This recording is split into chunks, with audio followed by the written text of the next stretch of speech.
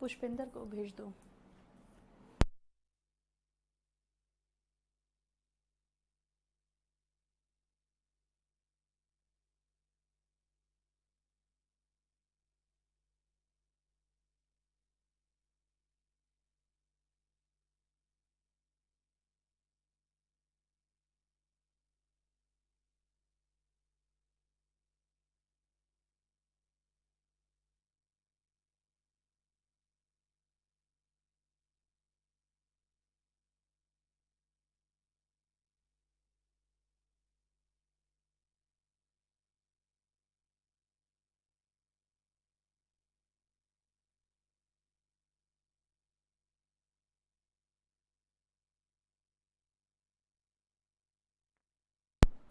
One shirt बोलते हैं शौर्या, इतना तो पता होना चाहिए ना। वन बॉय टू बॉयज, तो one shirt two shirts. Vishwendra s e वाला वर्ब होता है एडवाइस में, सी ई वाला नाउन होता है, ठीक है। टू पेयर्स लगाओगे अमित। चलो, रिचेस क्या होता है? धन संपत्ति जो आपके पास होते हैं, कहते हैं उसके पंख होते हैं, वो एक के पास नहीं टिकता, ठीक है। प्रकाश, नाउन का पीडीएफ पूरा दे चुकी हूं मैं, सिर्फ आपका जो क्वेश्चन के पीडीएफ है वो नहीं आया, ठीक है, बाकी सब दे चुके हैं। आ जाओ, सुनो, मैंने कहा था वेजेस को मैं डिटेल में कराऊंगी। आ जाओ, वेजेस की बात कर ले अब जरा, वेजेस की बात कर ले। वेजेस का मतलब क्या है, क्या कहना चाहते हो?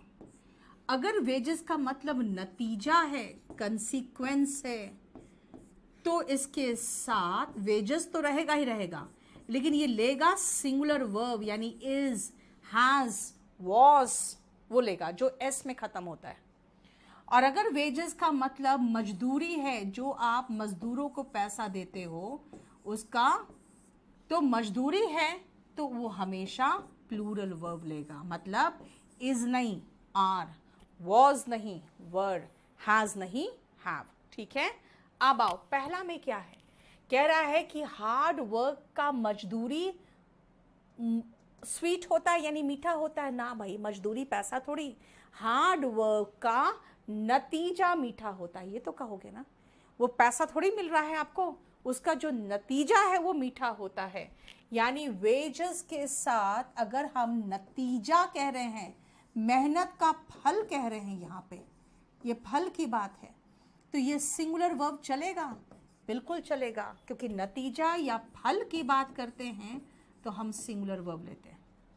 और दूसरा कह रहा है कि जो मजदूरी दी जाती है ना, वो हमेशा रुपयों में, कैश में दी जाती है ना, तो यहाँ पे आर बिल्कुल चलेगा, क्योंकि यहाँ पे इसका मतलब मजदूरी निकल रहा है,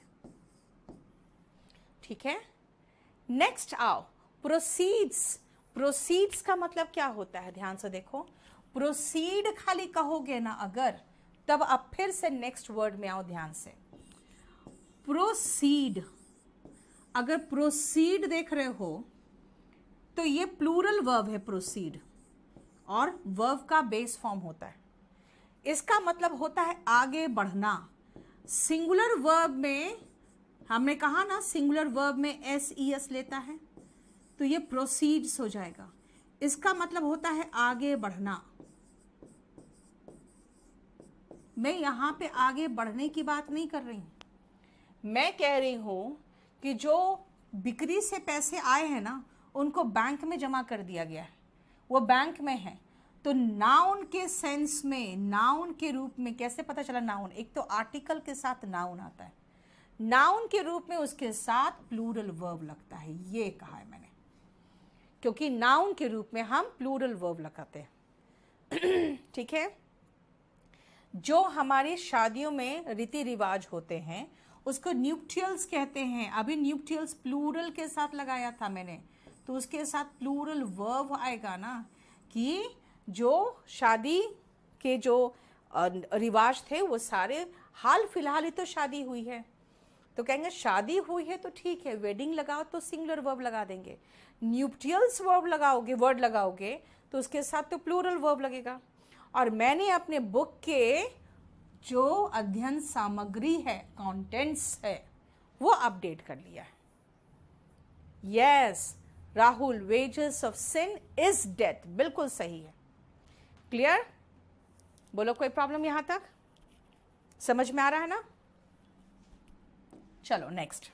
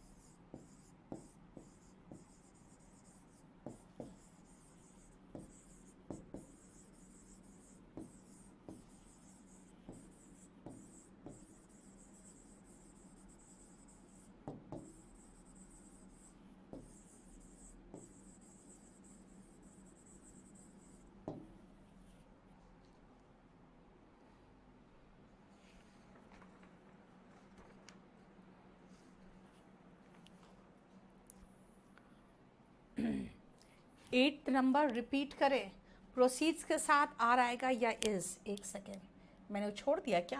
प्रोसीड्स के साथ आर लगाया बेटा, मैंने प्लूरल वर्ब बताया है। और 8 नंबर मैंने कहा कि जो पैसे आए हैं बिक्री से वो बैंक में जमा कर दिया गया है, ठीक है। Eatables are, yes. अभी मैंने सारा गलत दिया होगा, मैं आपसे ही करेक्शन कराऊंगी अब।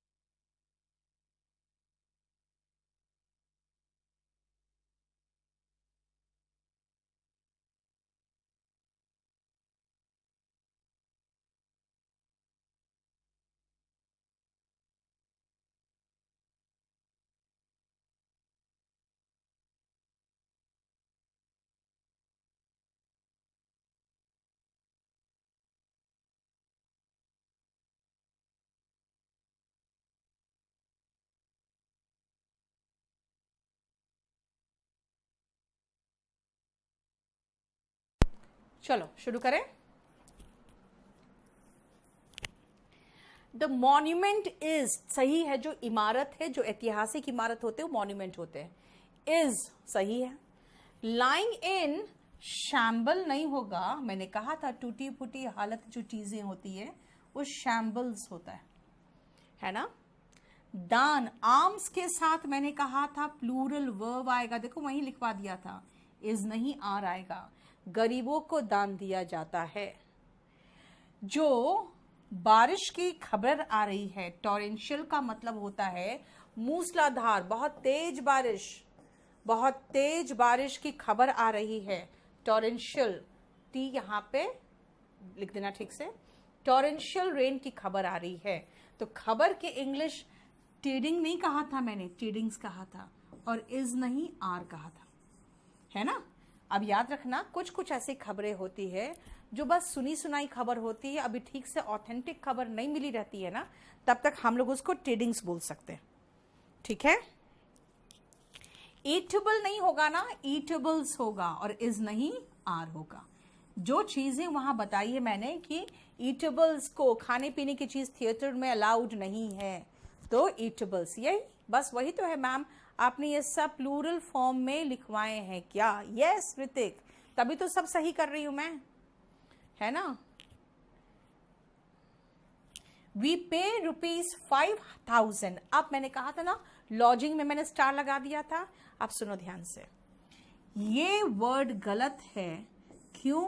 क्योंकि बोर्डिंग एंड लॉजिंग नहीं होता है, बोर्ड एंड लॉजिंग होता है।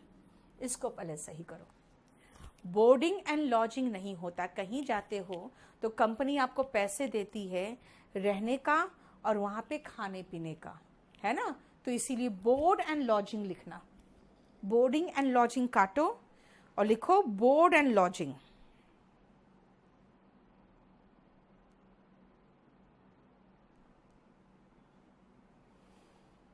ठीक है, बोर्ड एंड लॉजिंग।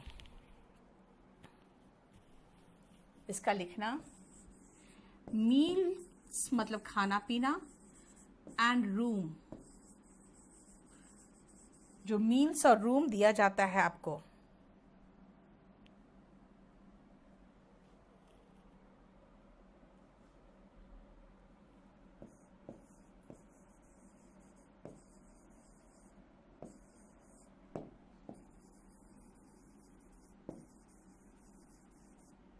जब आप कहीं ठहरते हो तो जो खाना और रूम दिया जाता है वो बोर्ड एंड लॉजिंग होता है। 11th में आर क्यों नहीं हुआ? कैसे होगा बेटा? एक ही इमारत की बात हो रही है, शैम्बल्स तो बाद में आ रहा है, पीछे ऑब्जेक्ट के अकॉर्डिंग वर्ब थोड़ी लगाएंगे, मॉन्यूमेंट के अकॉर्डिंग वर्ब लगा है, ठीक है।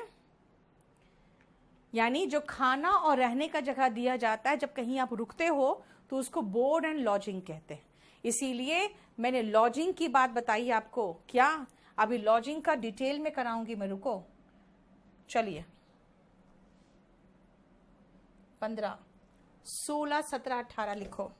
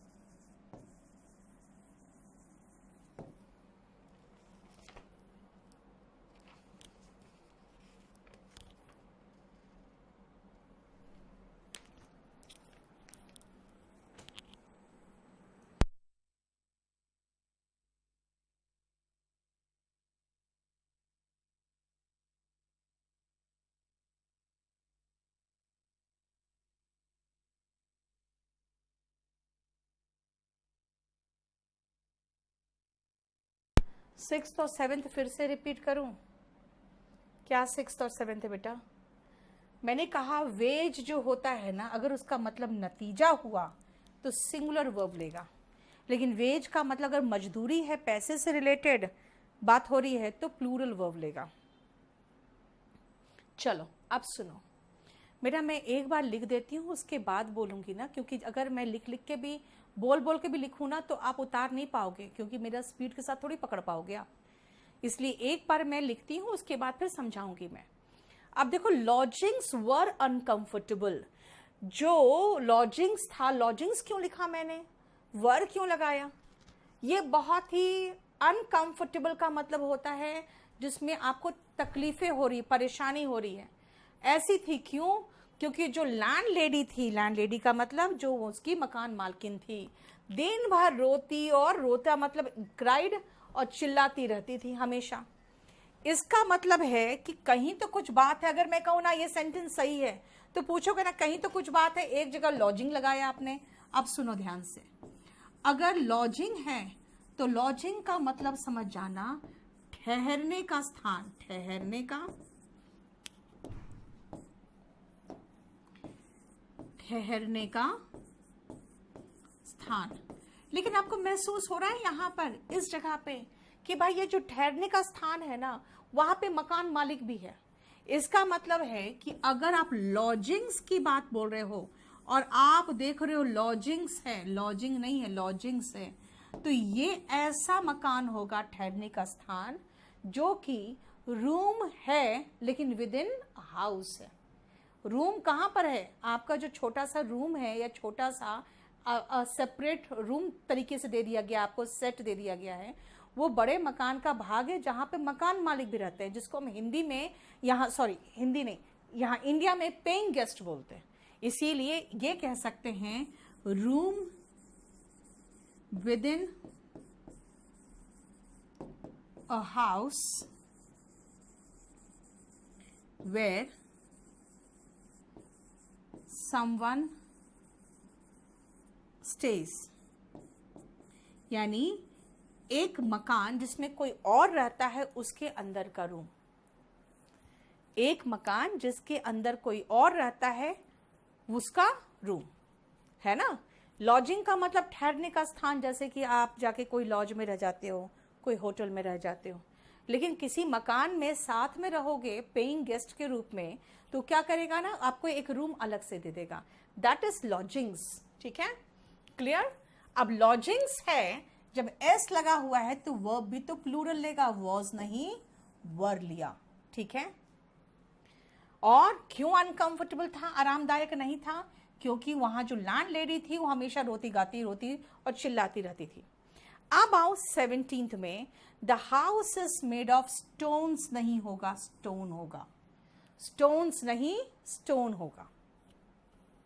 ठीक है, अब आते हैं क्या 8th 9th और 10th, तुम लोग बहुत लेट पूछते हो।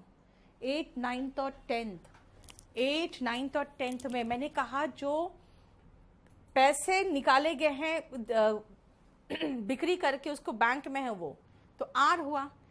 शादी की बात मैंने कही, उसको आज हाल फिलहाल ही हुआ है, न्यूट्रियल्स के साथ हैव लगाया।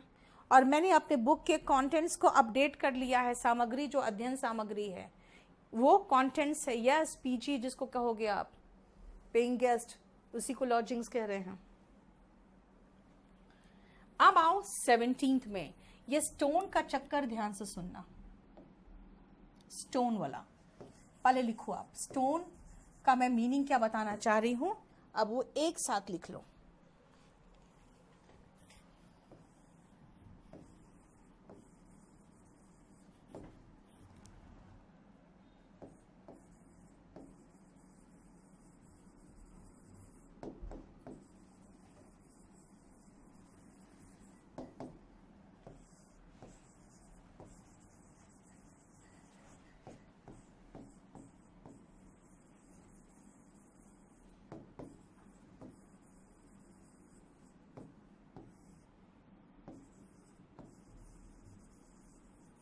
लिखो, मैं लिखवाते चली जाऊंगी, आपको समझा दूंगी भी तुरंत ही।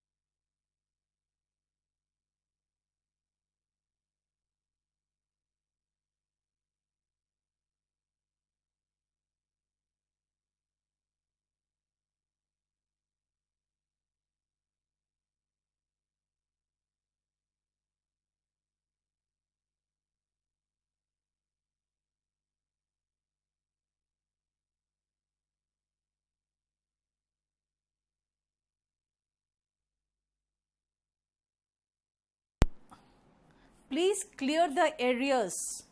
अच्छा वो छूट गया है, क्लियर द एरियर्स होगा। अच्छा एक सेकेंड रुको, मैं पुराना खत्म कर लूं पहले। यस, क्लियर द एरियर नहीं होगा, एरियर्स होगा। ठीक है,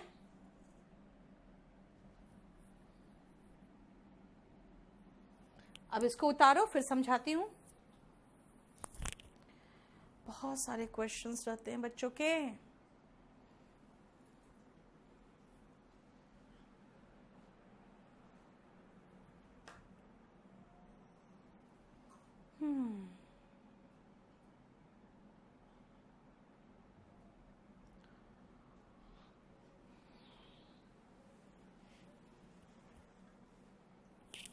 अब आओ सुनो ध्यान से। जब हम मटेरियल की बात करें, यानी कि वो सामग्री जिससे वो बिल्डिंग बनता है, तो स्टोन लगाओगे। जिस सामग्री से बिल्डिंग बनता है उन ईंटों की बात करेंगे तो ब्रिक लगाएंगे। यानी पत्थर, जब स्टोन की बात कर रहे हैं कि ये मकान पत्थरों का बना हुआ है, ये मकान ब्रिक का बना हुआ है, यानी ईंट का बना हुआ है, तो ब्रिक लगाओगे और स्टोन लगाओगे। ठीक है, लेकिन स्टोन्स क्या होता है? अगर आप प्रेशियस स्टोन सुनते हो ना, कीमती पत्थर, तो कीमती ये छोटे छोटे जो पत्थर होते हैं वो पत्थरों की बात करते, कहते हैं कंकड़ मत फेंको, यानी पत्थर मत फेंको, तो स्टोन्स कहेंगे। ठीक है, और कीमती पत्थरों की बात करोगे तो भी स्टोन्स कहोगे, क्योंकि छोटे छोटे होंगे। यानी बिल्डिंग मटेरियल की बात करोगे तो पत्थर होगा, यानी कि स्टोन होगा, और छोटे छोटे प्रेशियस का मतलब होता है कीमती, है ना। और स्टोन्स यानी कि पत्थर, छोटे पत्थरों की बात करोगे तो स्टोन्स होगा। मार्बल में आओ, संगमरमर की बात करोगे तो मार्बल, और जानते हैं ना बच्चे कंचे से खेलते हैं तो वो मार्बल्स होते हैं। ठीक है, एक सेकेंड 15 देख रही, रुको। वुड की बात करें अगर हम, लकड़ी की बात करेंगे तो वुड होगा, और जंगल की बात करते हैं तो वुड्स होता है। यानी लकड़ी में कभी वुड्स मत कर देना, जंगल की बात करोगे तो, फॉरेस्ट की बात करोगे तो वुड्स होगा। आयरन लोहा के सेंस में आयरन होता है, और बेड़ियां यानी कि एक जंजीरों के सेंस में, जंजीर के सेंस में आयरन्स होगा। और अगर ब्रिक, अगर मैं कहूं 500 ईंटों की जरूरत है तो 500 ब्रिक्स लगाना, जब आप गिनती की बात करते हो तो।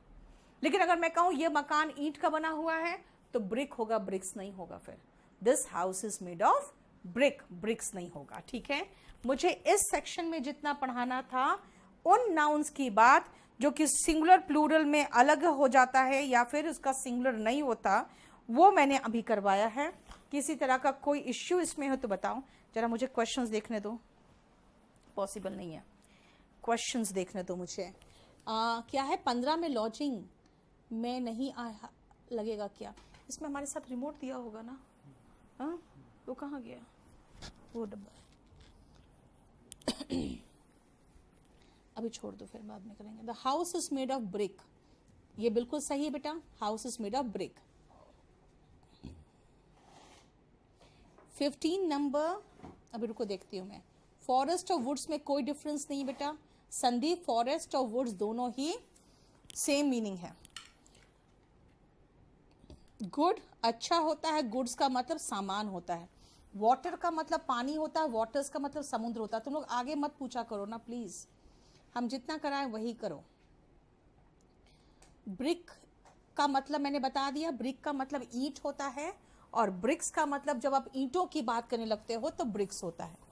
मार्बल और आयरन में समझ लो क्या है, मार्बल का मतलब तो संगमरमर होता है ना, लेकिन मार्बल्स की बात करोगे तो वो हो जाते हैं फिर कंचे जिससे बच्चे खेलते हैं। उसी तरह से आयरन का मतलब लोहा होता है, और आयरन्स का मतलब जंजीरें हो जाती हैं। ठीक है, वुड्स फायर, ये तो ठीक है, इसका मतलब जंगल की आग हो गई। ये क्या है? आगे पीछे करने वाला मैं पूछ रही हूँ, इसे कैसे आगे पीछे होगा? कैसे होगा देखो, कहाँ से? ओके,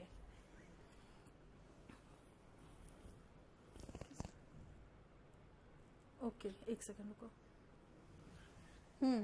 16 का बताने बोल रहे हो आप ना?